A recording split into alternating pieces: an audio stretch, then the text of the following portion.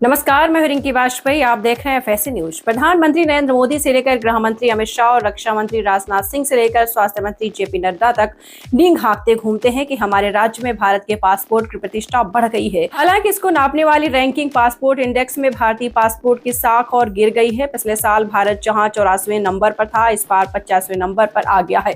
खैर, हम इस रिपोर्ट को खारिज करते हैं और मोदी शाह राजनाथ के उसी दावे को सच मानते हैं जिसमें वो कहते हैं कि भारतीय पासपोर्ट की साख और इज्जत बढ़ी है। लेकिन ये कैसी इज्जत है कि लाखों लोग मोदी शाह के मुंह पर भारत का पासपोर्ट मारकर बोरिया बिस्तर समेटकर दूसरे देश चल रहे हैं और वो कह रहे हैं कि हमको भारत में नहीं रहना है। आपको बता दें चले, खुद विदेश राज्य मंत्री कीर्तिवर्धन सिंह ने पिछले दिनों नागरिकता छोड़ने वाले भारतीयों के सवालों के लिखित जवाब में राज्यसभा को बताया था कि 2003 में 2,16,000 से ज्यादा भारतीयों ने अपनी नागरिकता छोड़ दी। वहीं 2022 में 2,26,000 भारतीयों ने देश की नागरिकता छोड़ दी। मतलब जैसे जैसे भारत के पासपोर्ट की इज्जत बढ़ती गई, वैसे वैसे भारत का पासपोर्ट लोग त्यागते गए।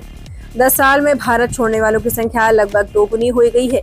और यह कौन लोग हैं? करोड़पति लोग। कांग्रेस महासचिव जयराम रमेश ने भारतीयों के पलायन के मुद्दे पर केंद्र सरकार को जमकर घेरा। उन्होंने सरकार की ओर से जारी आंकड़ों का हवाला देते हुए कहा कि उच्च कौशल वाले और अमीर भारतीयों का पलायन मोदी की आर्थिक नीतियों का मजाक उड़ाया रहा है। इसका असर आने वाले दिनों में देश के राजस्व पर पड़ेगा। कहा है कि कारोबारी हस्तियां भारतीय नागरिकता छोड़कर बड़ी संख्या में सिंगापुर, संयुक्त अरब अमीरात यानी यूएई, ब्रिटेन और दूसरे देशों की तरफ जा रही हैं। उन्होंने कहा है कि मोदी को ये बताना चाहिए कि करोड़पति देश क्यों छोड़ रहे हैं लोग। ये संख्या 2011 की तुलना में करीब 2 गुनी। 2011 में जहां भारत का पासपोर्ट छोड़ने वालों की संख्या 1,23,000 थी, वहीं 2022 आते आते सीधे 2,26,000 हो गई। कांग्रेस महासचिव ने कहा कि नागरिकता छोड़ने वाले इन भारतीयों में ज्यादातर अत्यधिक कुशल और शिक्षित हैं। घरेलू श्रम आपूर्ति की कमी के समय उनके देश छोड़ने से हमारी अर्थव्यवस्था पर गंभीर असर पड़ेगा। जयराम रमेश ने कहा कि इस साल की शुरुआत में इस अग्रणी वैश्विक निवेश प्रवासी सलाहकार फर्म ने खुलासा किया था। आपको बता दें कि पिछले 3 वर्षों में 17,000 से ज्यादा करोड़पति लोगों ने भारत छोड़ दिया। उच्च कुशल और अमीर भारतीयों का पलायन पिछले 1 दशक में कॉर्पोरेट भारत में चारों ओर डर और धमकी के माहौल के अलावा अपारदर्शी टैक्स नीतियों और मनमाने कर प्रशासन का परिणाम हो सकता है। ये भारत सरकार की बुरी आर्थिक नीतियों और विकास के कम होते अवसरों को दिखाता है।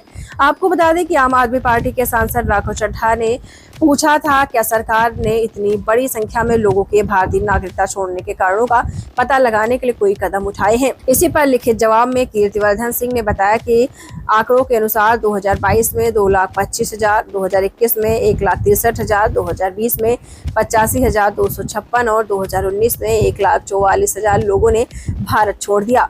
एक्सपर्ट का कहना है कि भारत में बढ़ रहे धार्मिक झगड़ों, फसाद और बुलडोजर न्याय प्रणाली की वजह से कारोबारियों के लिए माहौल बिगड़ा है। वे अपने बिजनेस को सुरक्षित महसूस नहीं करते।